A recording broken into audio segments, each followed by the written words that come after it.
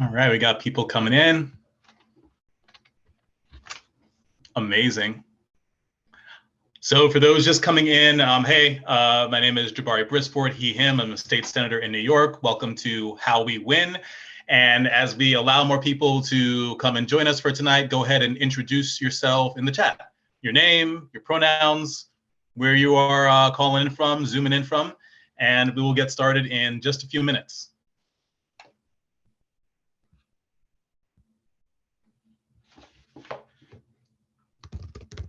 I'm gonna demonstrate in the chat.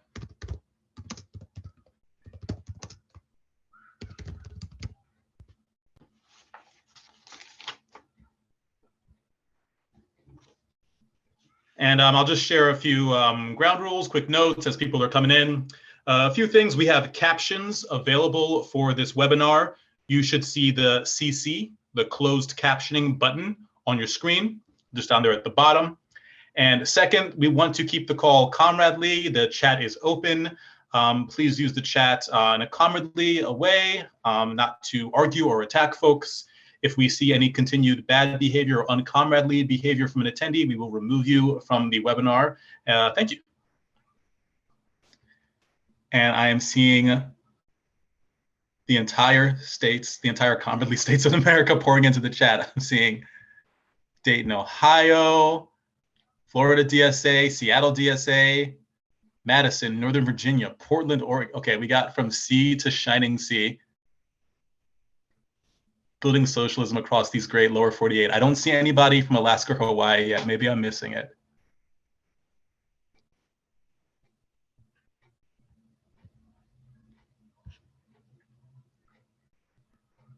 So I'm seeing lots of great stuff on chat. And also, I know we are live on Facebook. So if you're watching on Facebook, hello, and welcome to How We Win. Again, if you're just coming in, my name is Jabari Brisport, he, him. I am a state senator and a comrade in New York State. And we are just sharing intros in the chat as we get ready to start. See Milwaukee. I see another Brooklyn person. Great. Brooklyn is in the house. Awesome. More Florida. St. Louis, Auspice. Oh boy, I can't pronounce that. San Luis in California. Tallahassee. Amazing. St. Paul. Okay, so before we get started, I'm going to reiterate a few notes that I shared at the top. Again, at the bottom of your screen, you should see the CC closed captioning button. We have captions available for this webinar, and you should click that if you need those. And secondly, let's keep the call comradely. The chat is indeed open on the Zoom, so please use that in a comradely fashion, not as a space to argue or attack. And if we see any continued uncomradely behavior from any attendees, we will remove you from the webinar. And let's get started. Thanks for all your intros and the chat. It is such a pleasure to see you. Again, my name is Jabari Brisport, he, him, a state senator from New York, from Brooklyn.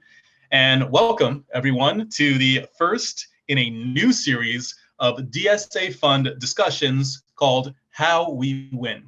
So this new series will focus on DSA chapters and coalitions that won victories at the ballot box and through enacting new laws that made people's lives better. These conversations aim to complement DSA's organizing with a series on how to win policy campaigns and what happens when these victories become law. The key theme for tonight's event is How We Win Housing Campaigns. We will be focusing on housing campaigns and resulting policy implementation in Minneapolis, St. Paul, Minnesota, Charlottesville, Virginia, and New York. This event is co-sponsored by the Democratic Socialists of America Fund, Dissent Magazine, Housing Equity Now St. Paul, or HENS as the acronym says, and the Housing Justice Center. I'm your moderator and panelist, Jabari Brisport, state senator from New York, born and raised Brooklynites, chair of the Committee on Children and Families, one of the first openly gay members of color in the New York State Legislature, and proud housing activist. In addition to myself, I'll introduce a few of our panelists. We have, we have Elizabeth Stark, who has served as the co-chair. You can see her waving there. She's the co-chair of the Charlottesville chapter of the Democratic Socialists of America for the past 2 years.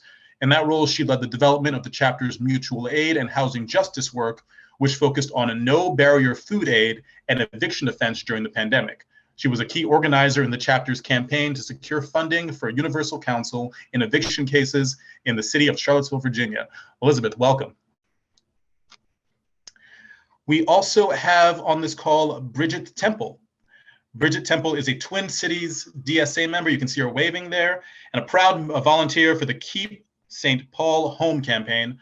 Alongside other Twin City DSA members, she was an active participant in organizing TCDSA's St. Paul regional groups to participate in the rent stabilization campaign through collecting petition signatures, door knocking, and phone banking. She continues to work with Housing Equity Now, St. Paul, to advocate for fair implementation of rent stabilization. And also on this call, we have Councilmember Robin Wonsley, who is an independent Black Democratic Socialist representing Ward 2 on the Minneapolis City Council. Prior to her election to City Council, Robin has worked in community organizing with campaigns focusing on labor, housing, police accountability, public education, and gender and racial justice. They are a Democratic Socialist who represents Minneapolis's Ward 2 on its City Council. So I am so stoked for all of our incredible panelists, and I'm ready for an exciting conversation. I'm going to share a quick briefer on the basic structure of tonight for everyone watching, whether you're on the Zoom or on Facebook. The first half of the panel discussion will center on questions that I ask as the moderator, and the last half will focus on panelists answering questions from you all, from the Q&As. We're providing about 30-ish minutes for each one. So please, if you want to have your question answered in the second half, please use the Q&A button at the bottom of your screen to ask questions as they come to you during the discussions. The Q&A box will be open the whole time, and someone will be keeping track of the questions for part 2. If you are on social media, hi Facebook, you can also ask questions there.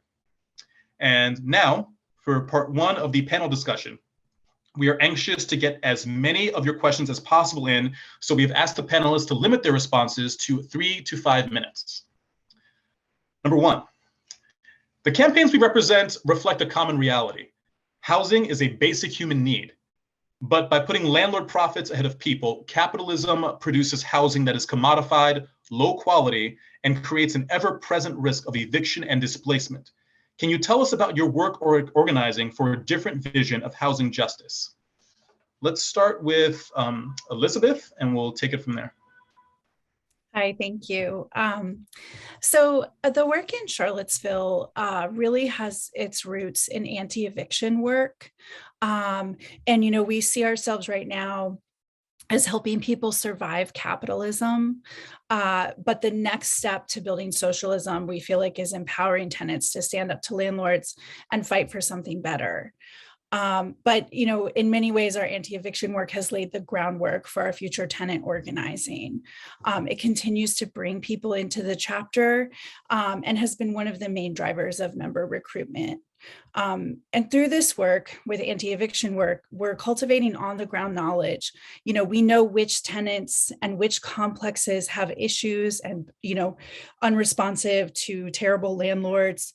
And we also are getting to know the tenants in all of these different complexes as we knock their doors and let folks know when they're on the eviction docket and what they can do to try to fight back.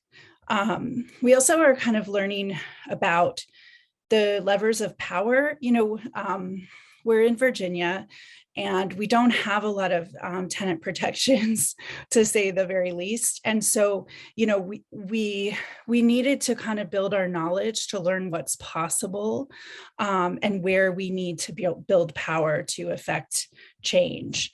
So kind of a sense that we needed to get to know the bureaucracy before we could imagine dismantling it. But I also want to say our work has been incredibly radicalizing. You know, we have volunteers that go out week in and week out and knock doors of people that are on the eviction docket. We let them know what their rights are. We try to connect them with aid, connect them, you know, potentially with counsel. And, you know, there's nothing when you're knocking on a door and you see someone, you can hear their kids playing in the background, and we have the docket. We can see that their eviction proceedings are going forward when they owe maybe $500. It's just incredibly radicalizing, and it really motivates us to create change. So you know, we're kind of in the beginning. I feel like we're addressing the issue, but we're getting ready to create change and start building real power with tenants. Thank you. Amazing. Bridget, do you have anything you want to add? Yeah.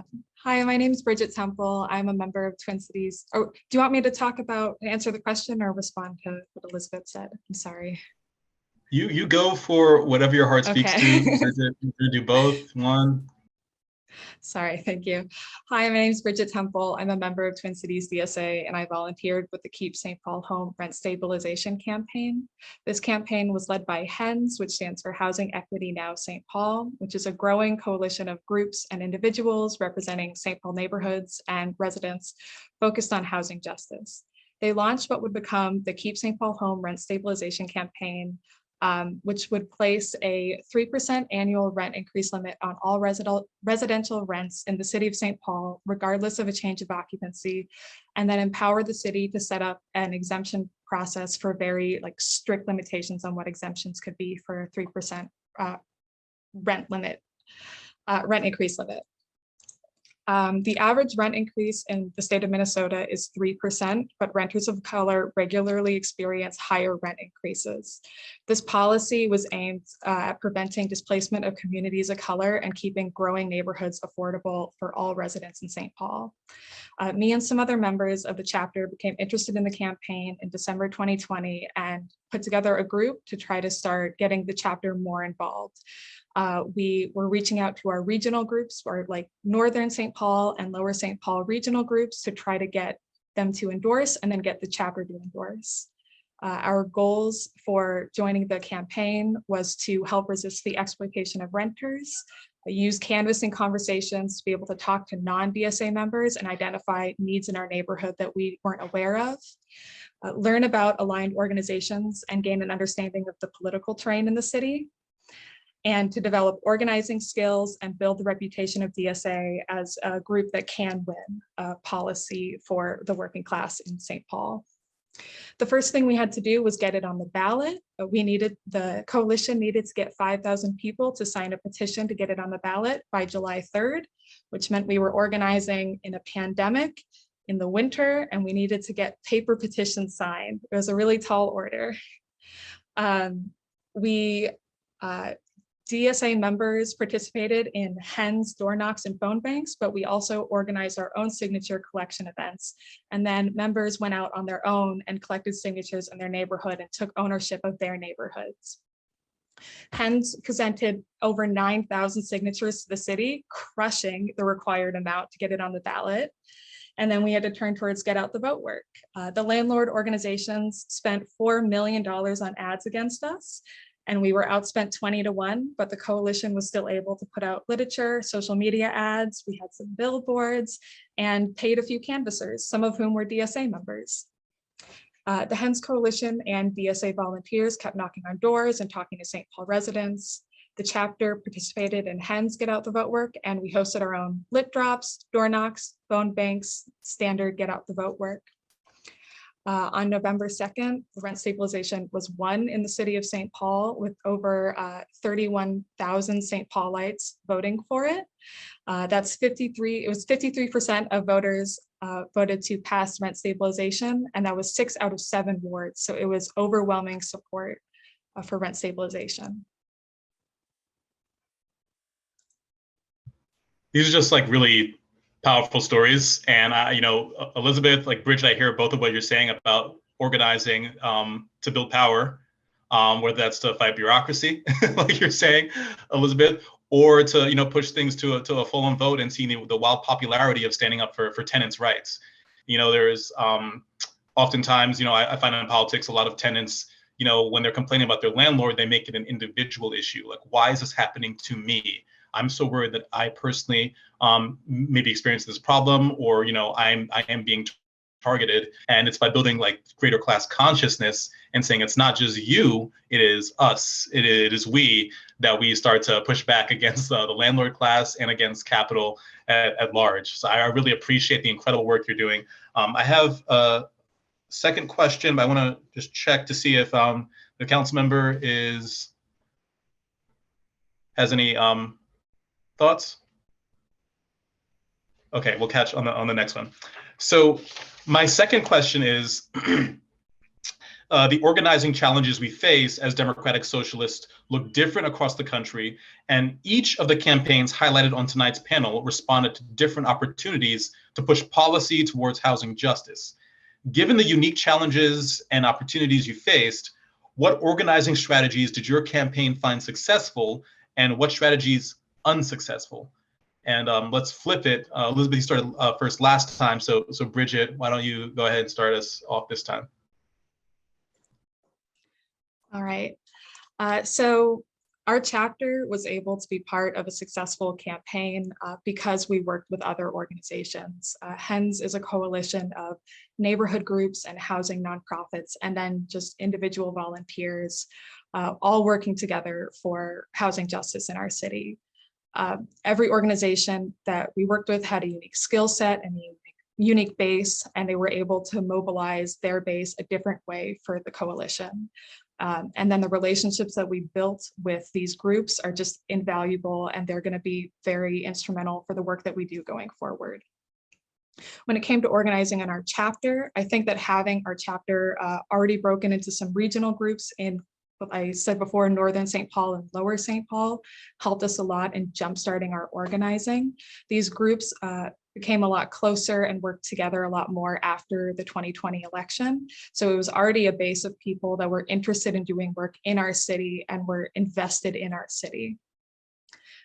When it came to just organizing events and getting out and working with voters, we found that Minivan, the tool that you use to like do a lot of door knocking work for a lot of electoral campaigns, wasn't very useful for what we wanted to do, because we wanted to talk to renters, and for a lot of reasons, a lot of renters are not going to show up as registered to vote at like the address they're currently living at, because people move around a lot.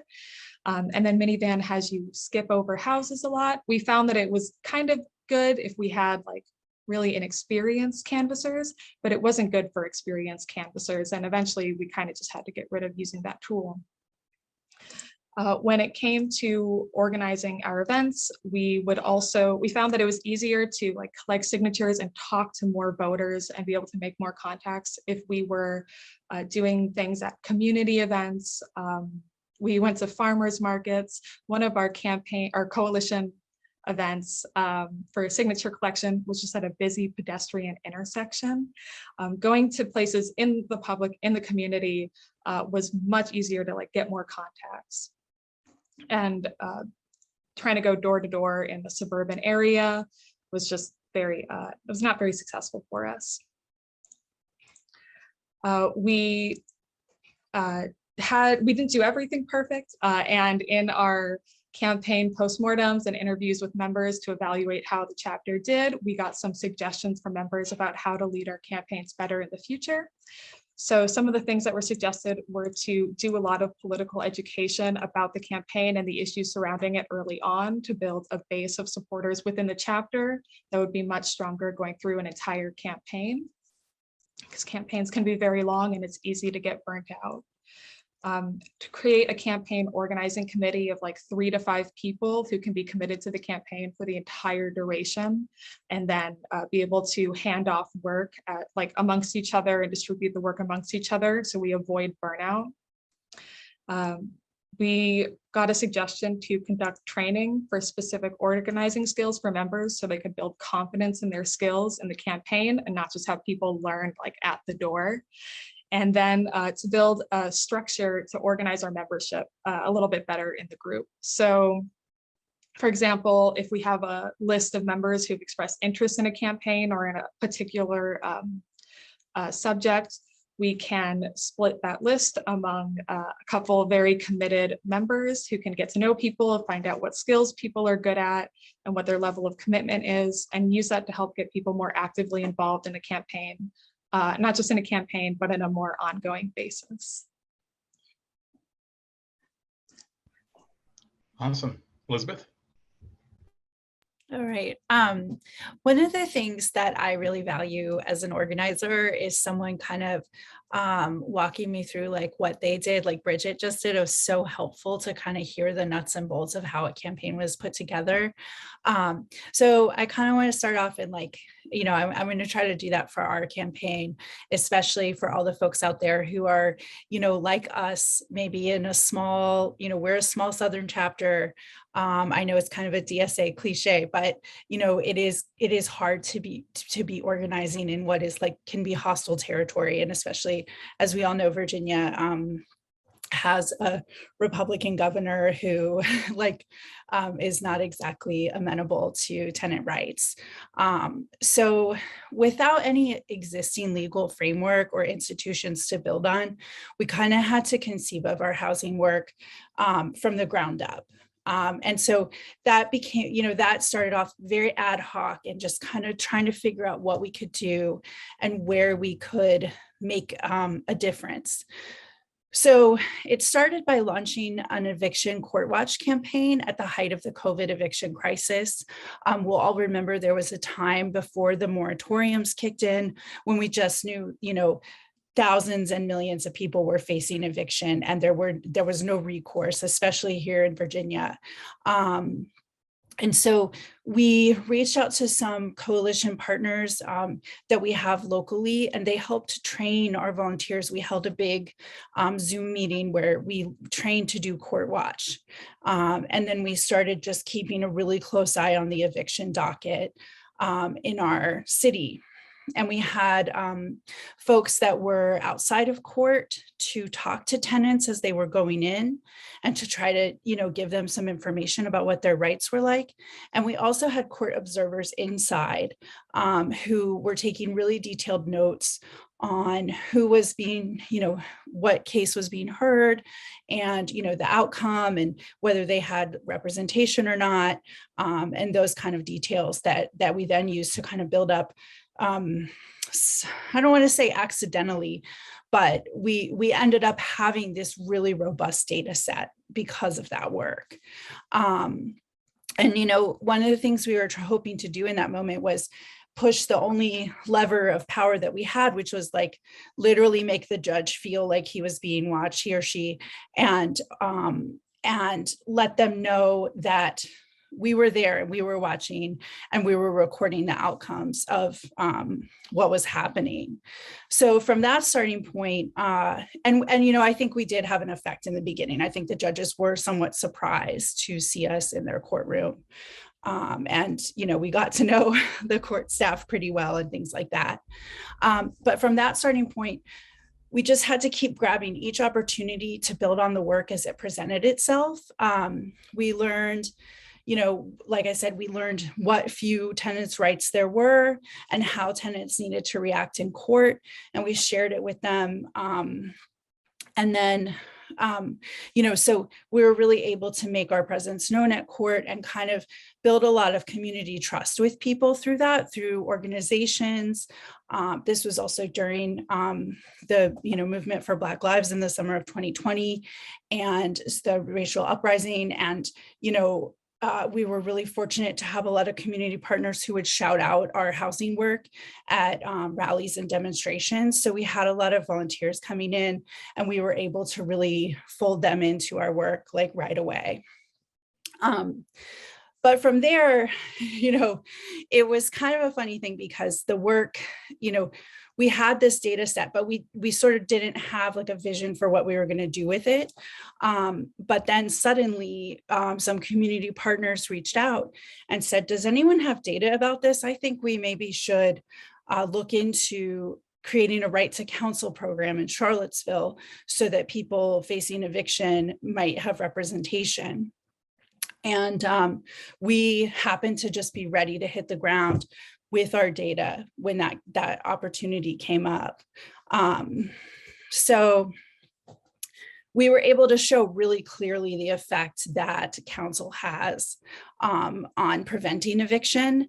And we were able to make a really effective case to city councilors, some of whom really thought that, there was definitely this attitude like, well, Charlottesville, there's a lot of people who kind of think they're doing just fine, and nice liberal town, and think we all know about Charlottesville, but so they were like, oh well, we're not even really evicting people, and we had this data that showed no, you super are evicting people, and they don't have representation, and they don't have the things they need to protect themselves, especially during the COVID crisis.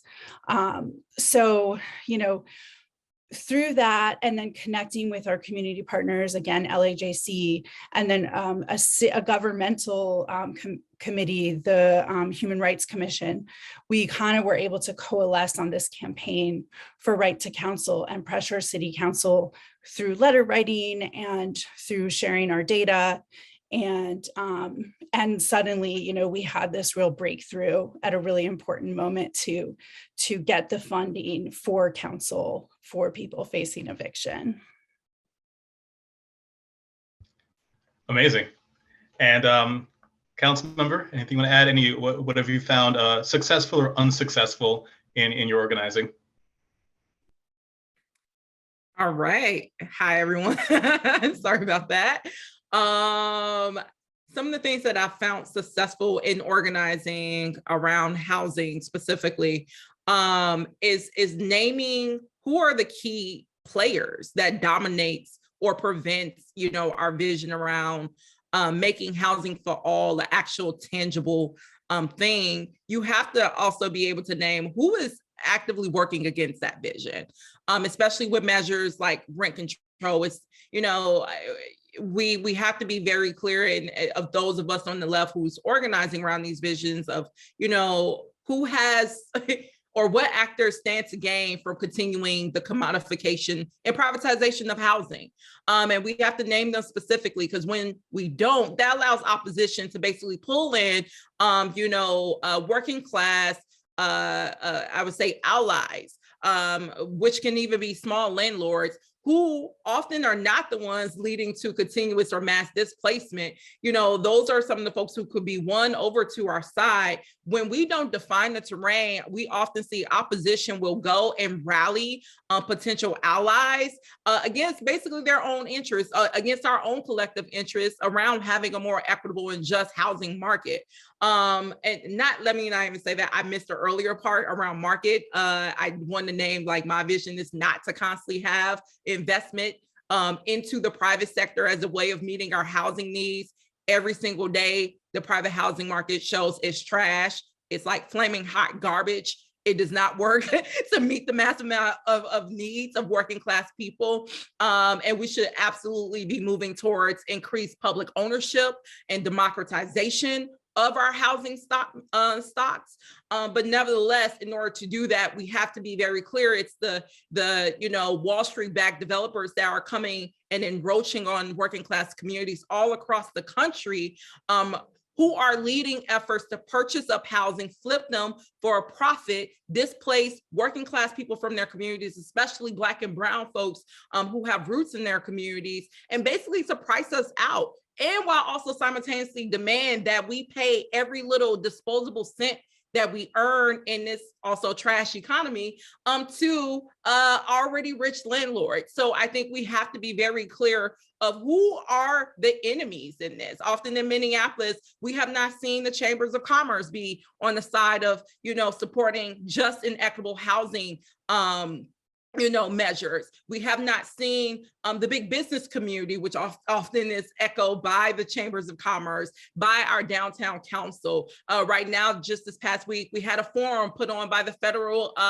Reserve around rent control, which basically is framing this as an end to all construction of new housing. Literally a small regulation of saying capping rents at 3% will end the housing market as we know it. If capitalism cannot tolerate 3% of rent caps, why do we support this trash? So to me, I think we need to be very clear of, like, in Minneapolis, Haven Brooks, Front Yards, like the major development players, Zillow, who are the folks that stands to gain, again, this continuous privatization of housing that's basically pushing working class people out of their communities, taking our limited pennies that we have to fight and strike and earn, every single day. And that's a problem. And bring that into a public fight. In Minneapolis, thanks to, efforts like Bridget, thank you, in St. Paul, leading, rent control campaigns, explicitly saying, we will put this on the ballot. If city council members, if lawmakers will not exercise political will to take on big business interests and developers, then the people will do it. And we'll know who we're up against as we're doing it. So when they engage in capital strikes, which is what's happening in St. Paul right now, where basically big developers are like, we won't develop anything because 3%, oh my God, we can't do it. It'll end us. Then the people are like, no, by then they know y'all are lying. You could take a 3%. We know you can still produce housing tomorrow with 3% caps, vacancy decontrol. It will not hurt the market. And sadly enough, we know these minor regulations won't hurt you and you will still be able to maintain a profit. I'm at a point where it's just like, you don't need no more profits. That's why we need to shift it into public ownership. But I think those are some of the successes that I've seen, and looking across the street in St. Paul, when we name the enemies, when we bring these into public fights and independent fights, like ballot measures that doesn't rely on lawmakers, even as someone who's a council member, like we're right now, the fight is to push back against a weak policy. In the halls of any political office, you are always going to be up against a weak policy. Status quo people do not want to see strong rent control or housing justice measures passed. They will fight it tooth and nail alongside chambers of commerce and all other people who are ops against working class people's interests, which is why we have to continue to shore up our independent infrastructures to really lead successful victories for working class people and make sure that working class people, renters specifically, are at the driving seats of it. So I would name that in connection to like the first two questions, since I missed that first one. Amazing. We're also fighting for 3% caps in New York, and I'm gonna just have you. I'm gonna send you the link for the Zoom next time I'm talking to my colleagues, so you can tell them what's what. My third question for the panelists is about the outcomes of your organizing victories. So each of your campaigns resulted in tangible legislative victories for rent stability or tenants' rights. So what was won, and what, if anything, was lost in the legislation that resulted from your organizing campaigns? And I'm gonna let Robin, I'm gonna go back to you so you can start first, and then we'll go on from there. Yeah. What was some tangible? Yes, can we rephrase that question real quick? Sure. What do you see as, a victory of your campaign, or anything left behind? I think the victory, and this is why I had to ask for a rephrase, because right now in City Hall, while on November 2nd, and mind you, I'm coming from Minneapolis, we're like 2 years away from one of the most historic uprisings, revolutionary uprisings in the country, actually in the world. And you would think we would be on better footing. And, election night was very despairing. But one of the highlights that we saw from our elections was the more than 70,000 Minneapolis residents coming out and saying that our elected bodies need to pursue a pathway towards passing rent control. Why it takes a moment for me, or what makes me pause right now, is many of my colleagues, even the mayor over our city, have basically done a lot to say that that was not a victory, that voters didn't know what they were talking about. In fact, we don't even need to really act on the interests of the voters. And because, we had independent champions like myself in office, as well as, several other socialist council members and progressives who've been pushing since we've been, inaugurated in January, we finally have at least made rent control non-optional. But right now we're at a push, as I mentioned earlier, where there is such a gravitational pull to weaken the policy if it moves through our legislative body. There are already lining up work groups to stack it with developers, to stack it with landlords, and let me name actual developers who mask themselves as small landlords, because they really ain't, to basically say we need exemptions for new construction to basically render these policies meaningless. We also see just pushback and resistance towards, it's broadening out even the housing justice platform to evictions. My council members and I are on our second day after being inaugurated. We actually went to participate in an eviction defense of one of a longstanding encampment that had been brutally assaulted by our police officers just a year prior. And council members literally tried to demonize us. Our own staff literally said we were working against the interests of the city enterprise because we actually stood with working class people and said that you should not be evicting unsheltered residents. We were made to seem like we were ridiculous for doing that. And then when we pursued and said, well, what policy is guiding our work around supporting our unsheltered residents, we were not only told that there is no policy, but in fact, we're operating from code enforcement that was passed in 1960s. I think anywhere across the US, we've seen, unsheltered encampments just grow and grow as a result of this continuous investment in the private housing market.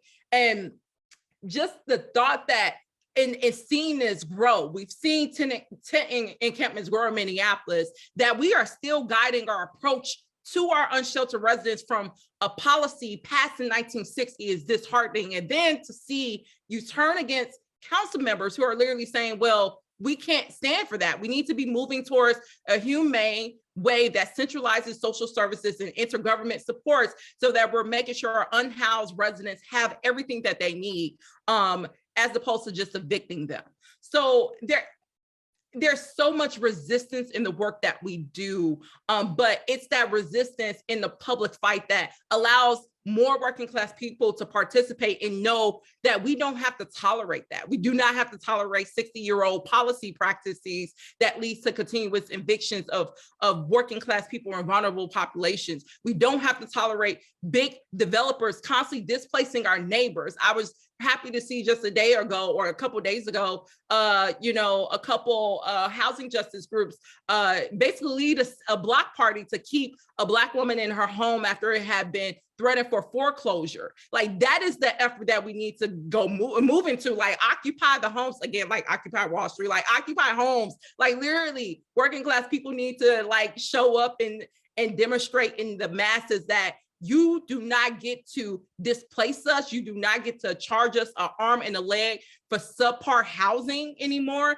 This is a basic need and we need to be treating it as such. So I'm at least excited and nourished by the fact that working class people are still organizing regardless of how elected leaders, big business interests, big developers constantly try to undermine, the work that we do and maintain the status quo that's clearly not working. So that nourishes me.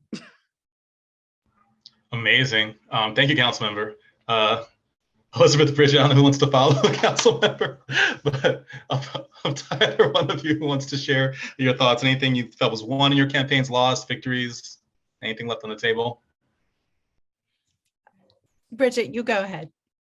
Okay. We won one of the strongest rent stabilization ordinances in the entire country for the city of St. Paul. We had 53% of voters come out in support for it, and 6 out of our 7 wards voted to pass rent stabilization. It's a very clear mandate from the voters that this is a popular ordinance. This is a popular policy. The voters voted for a policy that does not have exemptions for new construction. It doesn't have exemptions for when an occupant leaves the apartment. It doesn't have exemptions for single family homes, small landlords, or buildings where the landlord lives in the building. We got rid of a bunch of loopholes in passing this policy. It was a win for our chapter because it proved that Twin Cities DSA is a political force in our city. It proved that we have power in our city, and there's power when we organize with other groups. It's also a win for racial justice in St. Paul. Because of generations of exclusion from homeownership, 82% of Black households in St. Paul are renters when compared to 39% of white households. The policy will have a dramatic and immediate impact in advancing housing and racial justice in our city. It's not just a win for St. Paul, it will also benefit Minneapolis. Our housing markets affect each other, and I know that Minneapolis always wants to outdo us and be cooler than us. So I look forward to see what you do, Robin, in Minneapolis. And it's a clear victory for renters all around the country. It sent the message that even in our smaller Midwestern city, this is popular, and that even when we're outspent 20-1, there is still a lot of public support. And when we work together, we have the potential to win. Just last night, I was in a public hearing for the task force that is talking about changes and amendments to the policy. And we had maybe 40 people speak at the public hearing.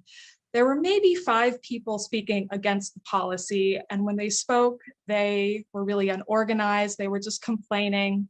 And they were speaking just as one landlord or just as one person who didn't like the policy. And when most people who were speaking in support of it, like the majority of people that were at the public hearing, they were coming because they were part of a like Isaiah or part of Micah or part of Beacon or a labor union, or they were a public health worker. They were organized, they had talking points, they were really collected. And there's power when we're all working together and organized. And I think that this campaign and this policy really proves that to all renters. Elizabeth? So our victory was a little smaller than the other ones that have been talked about tonight. There are no small victories in organizing. Yeah, thank you. But ours was a practical victory. We didn't get the level of funding for the council that we wanted. And unfortunately in Virginia, we're a Dillon rule state, which means that localities are not allowed to pass legislation that they want to without the permission of the state legislature. So we can't pass an ordinance to create right to counsel, and especially we can't do it right now. So those are kind of frustrating aspects, but on the ground, the effect is that any tenant facing eviction in Charlottesville who comes to court and wants a lawyer, has access to one. And we know that that improves outcomes markedly. That's our win, But because there's no ordinance and the program is only funded for a couple years at a time, this is a fight we're going to have again and again until the state law changes. And, right now in Charlottesville, we're so lucky to have a DSA endorsed city council member, Michael Payne, but we don't know what the landscape is going to look like. And we don't know how things are going to change or what kind of access we'll have to power in the coming years.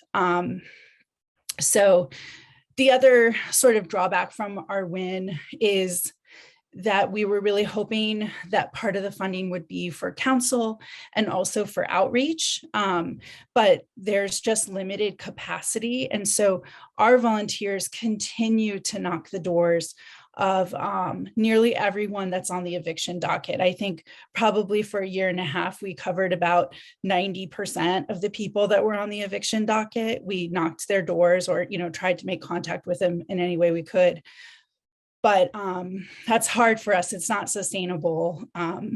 It's not sustainable work for our volunteers. I think a lot of burnout has been happening, and so we would love to have that assistance, to really do that outreach.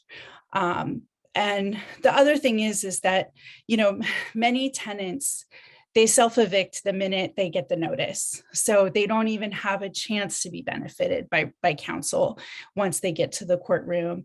And so, we have a long way to go, but I do feel like this small practical victory really shows the way that people can organize in hostile territory, in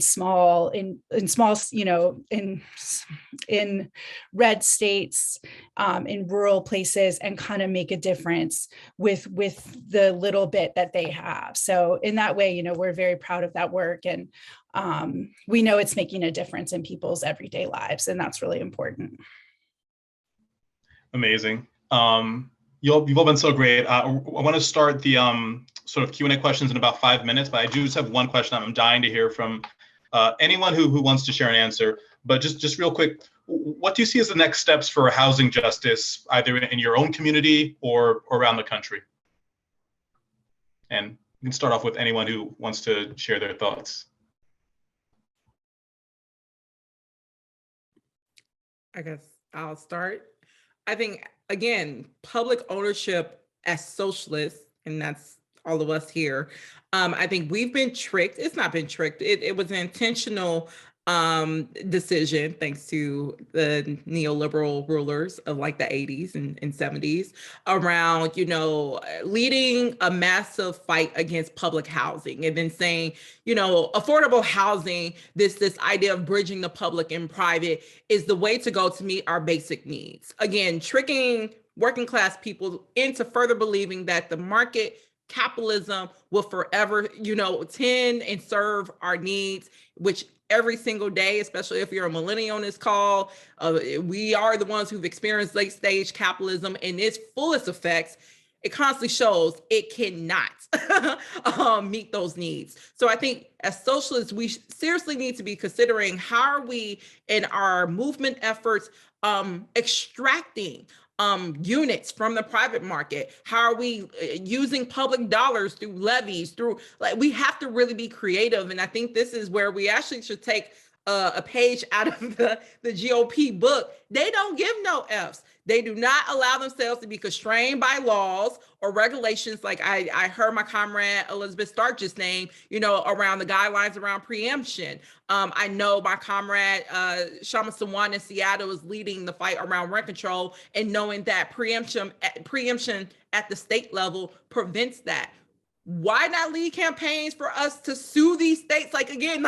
We recognize, yes, right-wing hostile political actors inhabit those seats. But if we're truly socialists, we also know that it doesn't matter what seat elected person occupies, a business person occupies, especially looking at New York. If working class people organize themselves consistently around clear demands, power can be conceded towards our terrain. So I think we need to be creative in how we're leveraging strategic demands that's backed by mass, worker-led organizing to really extract and shift many of the units that has been basically taken from us, into public ownership. We need to be looking at how we're investing in housing cooperatives. How are we democratizing our allotments, land trusts, basically doing a Berlin move that extracted hundreds and thousands of private units and did it through a ballot initiative. And when a state be like, you can't do that, actually sue us. I live for the day in Minneapolis where we can literally say, I can say, oh, right-wing state legislator, you don't like the fact that we did XYZ, sue us. That is how we forge movements, through politicizing clear fights, which in any other day, working class people recognize, we shouldn't even have to be fighting for this. Why am I fighting you to basically have control in my municipality, to exercise my democratic right to have housing? That just makes no sense. So I think those are kind of two things. We really need to be creative in how we basically don't allow ourselves to be confined or limited by these legislative statutes. We need to fight against them. We need to have these campaigns that's driven by working class people, also to make sure we're not only fighting, but extracting these units, extracting these duplexes, extract for the benefit of working class people. Because as long as these housing units stay in the hands of shareholders, then we're going to have to constantly convene like this and fight.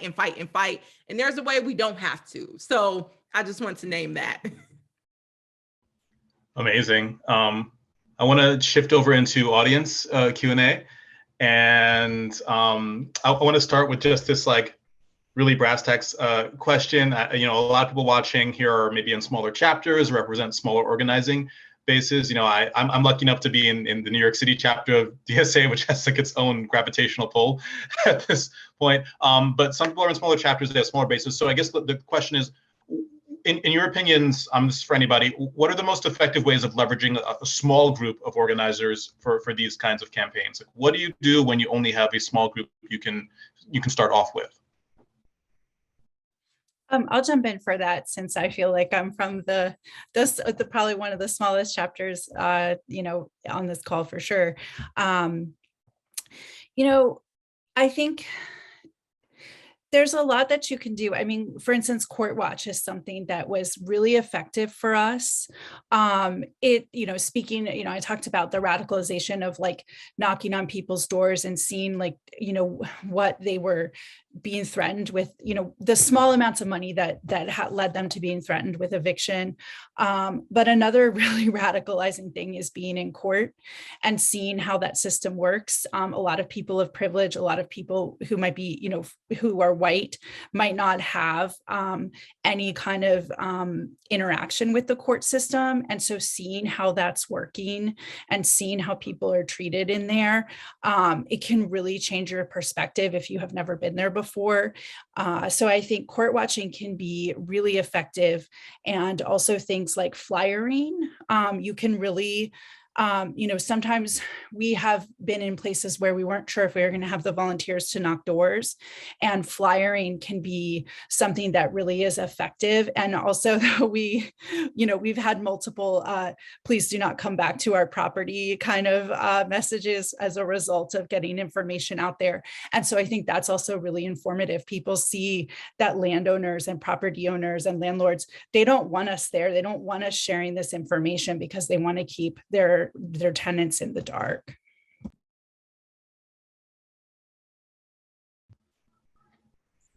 I think that, oh, Robin, did you want to go? I think that when you have a really small group, it's best to try to set like achievable, reasonable goals and maintain consistently throughout the entire like campaign or project that you're working on, and not trying to burn yourself out really early on in the beginning of the campaign. I also found that when we sent people into apartment buildings to try to get in contact with renters specifically, not just voters, that was the most bang for our buck. We were able to knock a lot of doors and we had much better interactions. The trick, if you're going into an apartment building, I found out from another organizer, is that the property manager or a person who is like in contact with management normally is at the front of the building near the main entrance on the first floor. Start at the top and the back and then work your way towards the front, because by the time you get kicked out, you'll already be done. Just a tip. And then flyering is also much easier. You can get a lot of lit out like faster, and you can make your volunteer hours go a lot faster, or stretch farther. I just want to name every major social movement or change. It's often starting by a small group of people. I think we often have this imagination that it's masses of people. And I know I say that as I also think as a Marxist, it's our job to, as socialists, lead initiatives, lead campaigns, mutual aid, whatever the case, to basically activate the power of working class people, to activate that collective solidarity that exists amongst ourselves, because we have to live under this trash system of racial capitalism. But that often starts with a small base of people. I think of my time with leading on the 15 minimum wage fight here in Minneapolis. It literally was like 10 of us in a basement, like dingy as ever. And it took 3.5 years before we finally was able to win. All these campaigns and victories often starts with a handful of people who are like, yeah, this ain't right. Something's not cool. We should do something about it. So I think in that aspect, you should always look to how can you grow your squad? Like, how can you grow your coalition? With 15, we start connecting with labor organizations. Again, think of groups who are immediately in alignment or will potentially be in alignment with the particular, issue that you're trying to organize around. Just gather your forces, and you can do that through initial one-to-one, start power mapping in your community, who those partners are. Bridget mentioned Isaiah. That's a faith-based group that's statewide. Look at, especially if you're in a rural area, look at your churches. I know that we often think on the left, oh, that's hostile, don't touch them. But actually, that's where working class people, churches govern a large segment of working class people. And usually if we're coming to them being like, hey, don't you think your landlord is trash? we should do something about it. Typically they're like, yeah, I love Jesus, but my landlord, I don't know about them. So like, go there. I think it's so important for us to grow our base, and it starts with identifying who are those like-minded partners in the communities that already exist, and also even just individuals. Thank you, Elizabeth, for raising like flyering, petitioning. That's another way. Like, go to your local grocery store. I know y'all did that at HENS. We did that with 15. We posted up at our major grocery store, collected thousands of names, and that builds you a roster of people to contact, you know, over time, to say, let's gather, to strategize, to plot, to organize around things. So I just always want to name, like, yes, every mass action, every mass victory, like Amazon, that started with like a small, you know, cadre of workers who just like made Jeff Bezos just eat, just, I don't know who's watching this, but he ain't, Jeff Bezos feeling real sad he took that trip to space, but I'm just saying, like, it always starts with someone small, and you should always be focused. How are you bringing more working class people into the fold? How are you winning over other organizations that represents working class people in your direct community over to the fold? You got to meet them where they're at. And it's okay. That's going to take time. That's all right. We don't have to rush overnight. Rent control, they told us literally 4 years ago, this will never, ever happen in Minneapolis. It's illegal. Thank you, St. Paul, for proving them wrong. We're going to prove them wrong here in Minneapolis too. Like, anything's possible when we start to just gather and organize amongst ourselves. Amazing.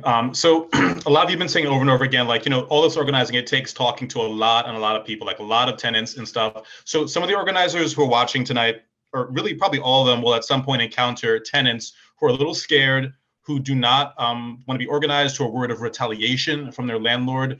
What do we do as organizers to bring those people in?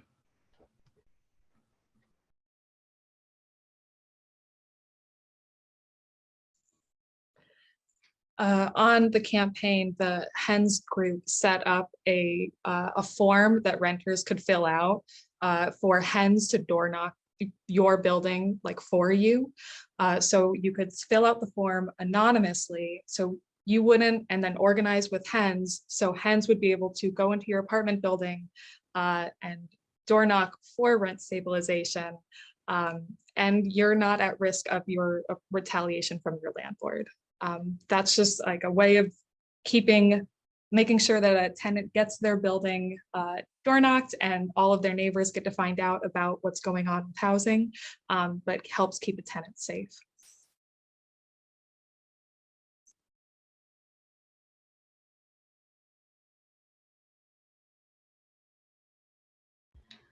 Cool. I'm going to move on to another question. So I know, because just as the word socialism has come up, and even Marxism has come up multiple times on this call, has that come up? Does socialism come up in your organizing? Does the DSA, does DSA, I don't do the DSA. Does DSA come up in your organizing? And if so, can you speak more to that? I can jump in on that one.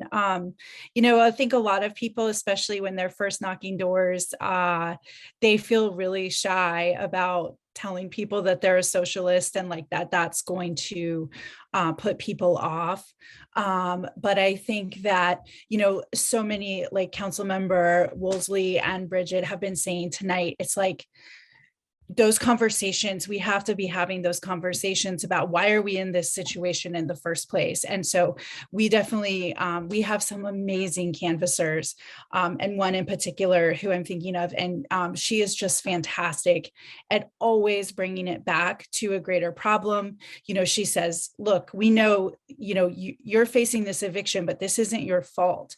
And did you know there's all these other people in this building that are facing eviction and that are struggling with the conditions in the building, because your landlord isn't even fulfilling their duty to give you a like safe, clean place to live on top of everything else. So I think trying to, you know, use these moments to really show people. I mean, in our case, it can be challenging because folks are really in crisis and sometimes they're learning that they're on the docket from our canvassers, but we really do trying to make those connections to greater issues and the need for greater change. We never want to waste it, no matter why we're talking to someone, we always want to put forward that we're with DSA and that we're fighting for a better world for everyone. Amazing. So we've spoken a lot about your work with tenants. So now let's talk about landlords. What opposition are you getting from them? How are you responding? We also have some more specific questions around private equity landlords forbidding the ownership of multi-dwelling buildings. Oh, no, sorry. The work to forbid the ownership of multi-dwelling buildings by private equity landlords, or power mapping. So it's a few different things. How are we doing with landlords? Is it power mapping? What opposition? Oh, big open question. I want to just get in real quick on that last question about socialists. Yep. Yeah, sure. I think it's so important when we're doing, work on the ground around material demands like housing to identify ourselves, because when we don't, we concede terrain for opposition to continue to define us. And they're always going to define us in the negative of like, socialists are crazy. They don't know what they're talking about. They don't know how to govern. They're just going to lead you into, destruction. And it's a really great setup to be like, well, what has capitalism done then? Like, please tell me, because we have not experienced socialism here. And from my understanding, if we actually like democratically control things, we won't have the issues that we're experiencing under our current system. And guess what? You have the opportunity as a working class person to change that. So I think it's always important that we name that. And I think, if there was anything that, the Bernie Sanders 2016, political revolution showed, and in thinking of Charlottesville, some of like our rural areas, it's a fear that working class people in those areas are resistant to it. I think of places like Florida, 2 years ago that passed the 15 minimum wage. Like, if as socialists, if we're going in and naming ourselves at the forefront of some of these key issues, and that not only are we willing to name it, then we're willing to follow it up and fight and identify how we can actively and successfully fight for these demands. It don't matter where you're at. People are going to be like, I want to be with those people. They seem like they know what they're doing, because these other people, my bills is still unpaid. My debt is still high. Like, schools are still trash. Like, it's just like, they're going to want to be on the winning team. So I think it's so important. And I know it's often a source of anxiety. I will name in our chapter like of DSA, for people to confidently feel like they can make a case for why socialism is the only pathway forward. And we can say this is the best and most humane pathway forward, because what we have right now is leading us into to an end. And we have the opportunity through socialism to intervene. And one of the ways is check out XYZ, rent control, check out, eviction defense. Like, we use that as the bridge. So I think it's so important when we have those opportunities to meet and connect with working class people, to be proud that no, we're fighting for our future. We're on the right side of history, and we get to bring other people along our side. That's an honor. That's a privilege. That's such a significant moment that we should be excited to take up. Amazing. I'm gonna circle back to this. The people are dying to know that the landlords are killing us, figuratively and literally. So what pushback? And I'm seeing questions about landlords and also developers. But what pushback are you getting from the people that hold capital, whether they be landlords, developers? What tactics are they using against you or your campaigns? And how are you responding? Well, landlords and developers in St. Paul have they've said that because there's not an exemption for new construction, that they won't be able to build anything in the city of St. Paul. And some of them have started an actual capital strike and have paused building new construction in St. Paul in an effort to pressure the city to create a new construction exemption. This is ridiculous. That's not what the people voted for. And new construction exemptions don't make sense, because when they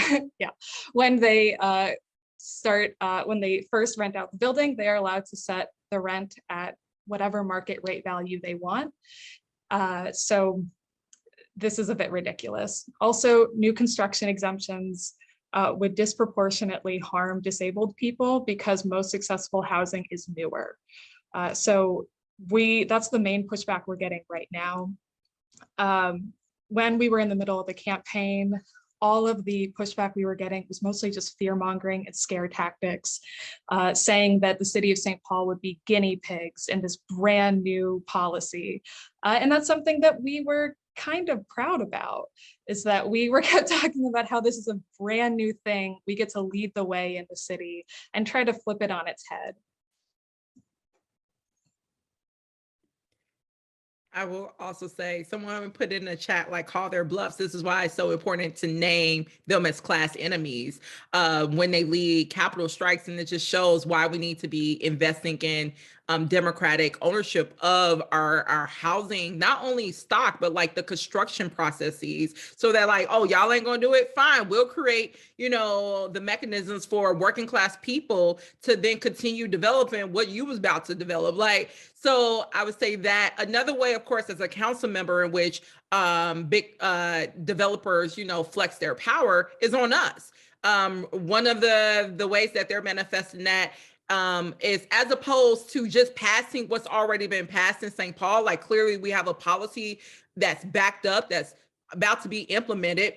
Over here in Minneapolis, big developers have been able to pressure their friends on the Minneapolis City Council, along with the mayor, to say, let's create a work group. And basically this work group charge is to create the most weakest like op policy ever that's not going to do anything ever, and sets the tone for places like St. Paul, our neighbors, to basically, you know, roll back one of the strongest, you know, rent control policies in the country. They can then refer to Minneapolis of like, well, they undermined it. So, I mean, they, you know, rolled it back. We need to do the same. So they also use, again, the government channels, like elected leaders, to be able to either create weakened policies or to weaken existing policies as a way to like prevent us from having these strong regulations in the market setting.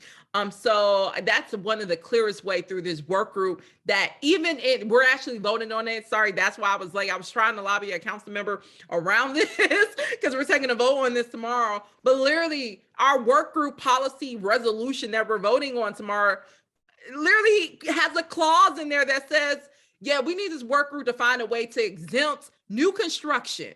Like, what's the purpose of this then? So they flex on elected officials who they got some control over to also prevent any meaningful change from coming forward. So there's another question that's tied to new construction, but specifically around like large new developments, like shopping centers or stadiums. And the question, you know, relates to, you know, how these can, you know, lead to gentrification, especially if the local politicians are corrupt and they withhold information or suppress community input. So this question asks, like, how can we fight these developments more effectively? And I guess you could even expand that to, you know, what can we do as, you know, from housing and a socialist to fight gentrification more effectively?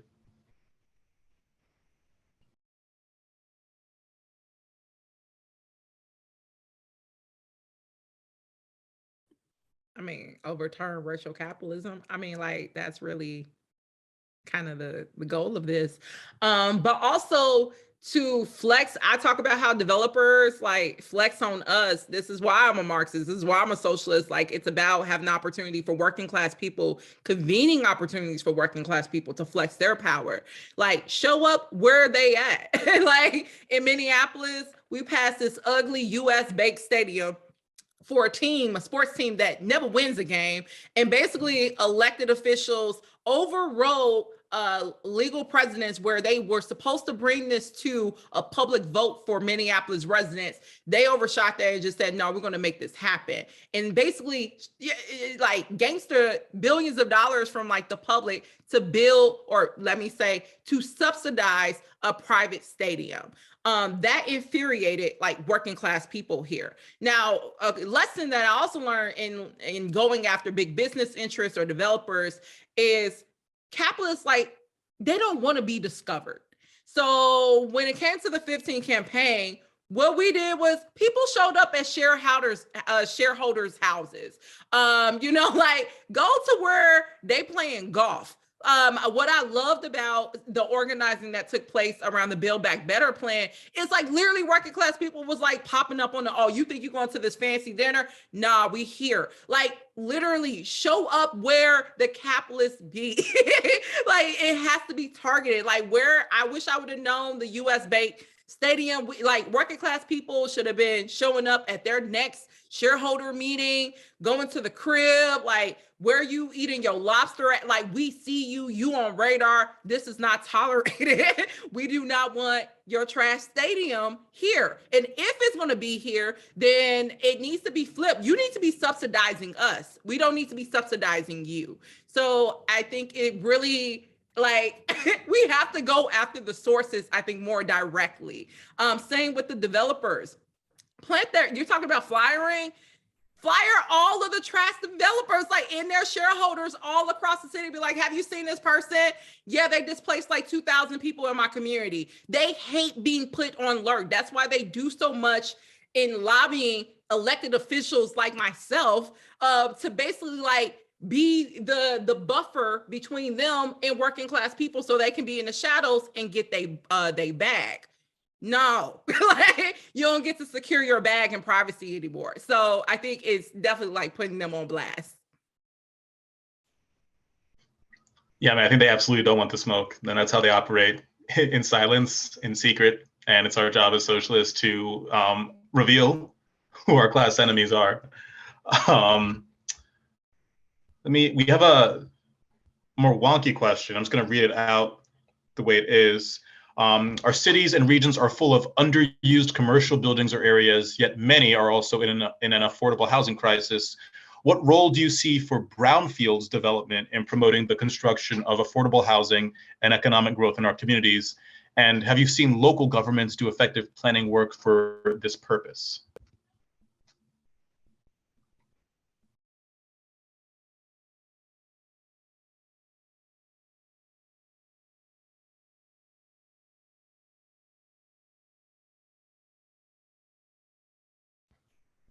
Okay, I was just curious.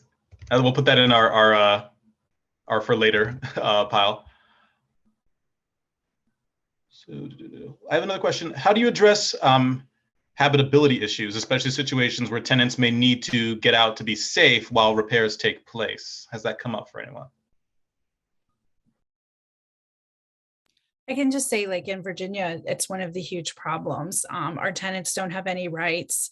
Your landlord is under no obligation to find you housing while they do repairs. Mold is exempted from things landlords have to deal with. And because we have a really tight housing market, people are so afraid, even if their house is subpar and substandard, they're desperately afraid that if they get kicked out even of this substandard housing, that they won't be able to find housing at all, or they'll get pushed further and further out into the surrounding counties. So, we are really struggling, and it's something we're really looking at is how can we hold landlords accountable? And that's where, tenant organizing really comes in, because you need the power of the collective to really stand up, because one person, can't really do that, and they feel so vulnerable when trying to bring these issues up. But it's a huge concern for us that we continually try to address, and it's really challenging. I think as elected leaders, there's an opportunity for us, because unfortunately on the public housing side, there is protections there where, if there are rehabs or renovations of public housing, then the public housing authority is often responsible for making sure, that tenant has housing, while those renovations are taking place. I think there's, of course, always the opportunity to go the policy route where you could get, lobby elected officials to basically mandate that landlords have to, basically provide that compensation for, tenants, and having to either reside somewhere else until their apartment is finished. That's part of just a larger, tenant rights protections package. And of course, you know, landlords are always going to be like, oh God, I can't do this. This is going to hurt me. But like, you should still move forward with like going after those policy measures and literally pointing to, again, where we do have it in the public sector. We have it with public housing. So why should you be exempted from it? So I think it's a good way to also just borrow from the public housing side, like that same legislation, that policy framework, and bringing it to your own elected leaders.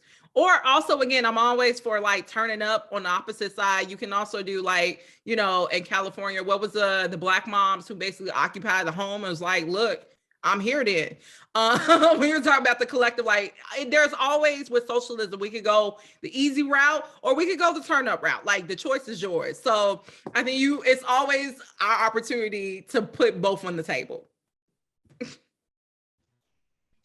We have another question that I think many organizers will come up against. It's opposition from small landlords specifically, who essentially say, we're not the big landlords, we're the small ones, we've been nice. Why are we being punished for what the big landlords do? We're the nice guys.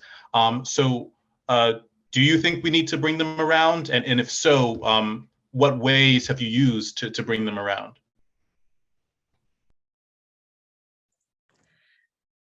I don't know how much energy we need to spend trying to bring any landlord around.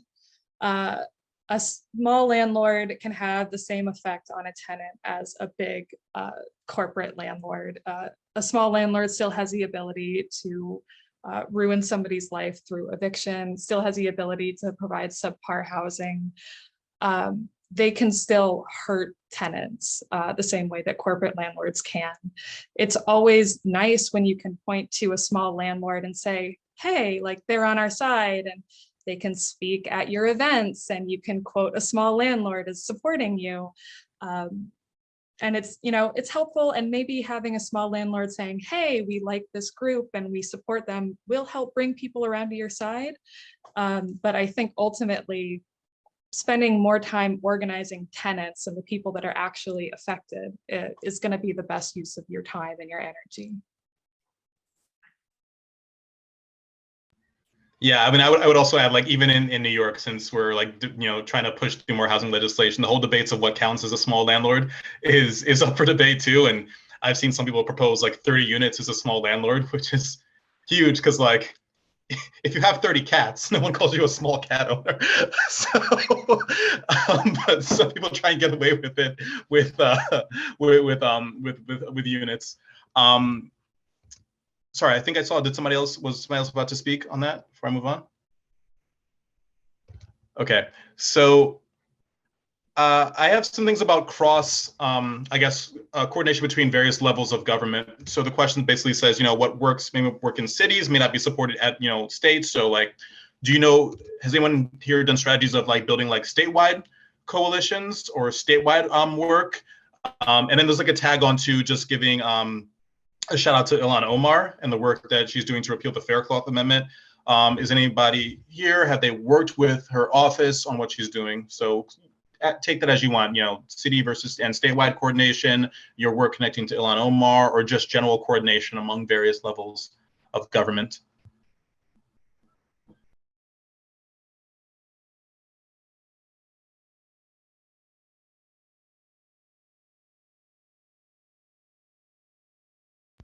I mean, I can start off just briefly. So we are pushing our big housing reform in New York right now is called good cause eviction, which basically limits the reasons you can be evicted to two things. Either you are not paying your rent or you're like in big violation of your term, like you set your living room on fire, basically.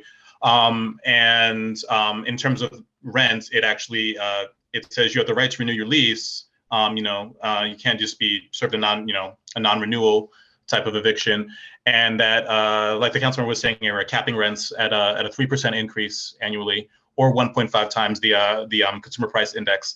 And it's a statewide campaign for the whole state of New York. But what we've been seeing is localities pass it on their own as we build up to a statewide momentum. So we really celebrate and push. There's like individual cities throughout New York. They may pass their own local version of good cause eviction. And at the state level, we use that and say, look, it's happening here and it's happening here. And they're actually like senators and assembly members who haven't signed on to the bill. And we can say, look, it literally happened in, you know, your own constituents in this city in your district are passing it. So, you know, I can share that, and I can make a little more space for anyone else who wants to share. I just want to jump in with kind of a more a sort of a smaller sort of response, but a lot of chapters in Virginia, our DSA chapters here, we meet regularly, and especially as we were developing our housing work, Charlottesville really looked to the folks in DC at Metro DC DSA and their Stomp Out Slumlords campaign, and they were very generous with their time to train us and share information. And then through our statewide organizing, we definitely coordinate, and you know, Charlottesville has then been able to share what we've learned with other chapters that may not have the same kind of capacity. So that's kind of just a small thing that you could kind of do in any state, no matter what your tenant organizing or housing justice organizing capacity is looking like in the moment. I would just point out, sorry, was someone else about to go?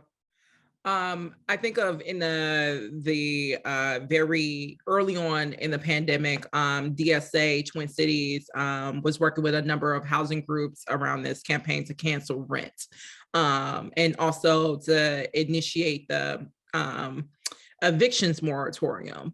And I think that represented, again, like, of course, the Metro taking the lead on that. But it just poses a question as we're thinking about growing our statewide capacity. Again, like earlier, how those of us on the left, how are we also creating opportunities to connect, which I know it's scary as hell in these political times that we're in right now. I'm not going to ignore that at all. But thinking of the ways in which, like, how do you bring, you know, at least in greater Minnesota, the farmer that is also debt-ridden in the same level of, you know, the students that I represent at the University of Minnesota, like around something like canceling rent. Why are you even have to do it? And I think we also juxtapose cancel rent, cancel mortgage payments too, to recognize, like, look, you shouldn't have to be paying this in a pandemic. We're all struggling. Like, any time that we can make those connections, even with working class people in rural areas. And we've seen the benefits of it. We've seen it be utilized to win national elections and put Biden in office when there was massive, you know, working class outreach in areas that we typically do not touch. It can yield material, you know, results, like having a president in office. But how about we also have that infrastructure be tied to actual real demands that, like, builds working class solidarity and that actually addresses our everyday needs. So it just presents a challenge too of, like, statewide organizing from the left, and opportunity and challenge that we both need to be leaning into. So my last question before we wrap for the night is just a big picture question. Why are you all doing this? Why are you working so hard? Why are you putting so many hours and energy into this? Why are you on this call tonight? What is the vision you're trying to build? Why is it so important that you were doing all this work and talking to all these organizers tonight and everything you're doing?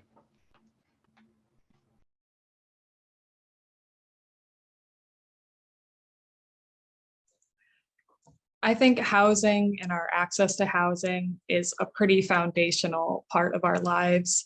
It's the foundation that we build, like where we go to work, who's in our community, where our, like, children grow up, and like who we spend the rest of our lives around. It's so foundational to everything that we do. And I think that we can do a lot of organizing in other political arenas, but ultimately we all need a home. We need a place to come home to. And I think that this is really important work for every chapter to be a part of. And everybody here has homes, and everybody's in a community that has housing issues. And it's something that every chapter should work on.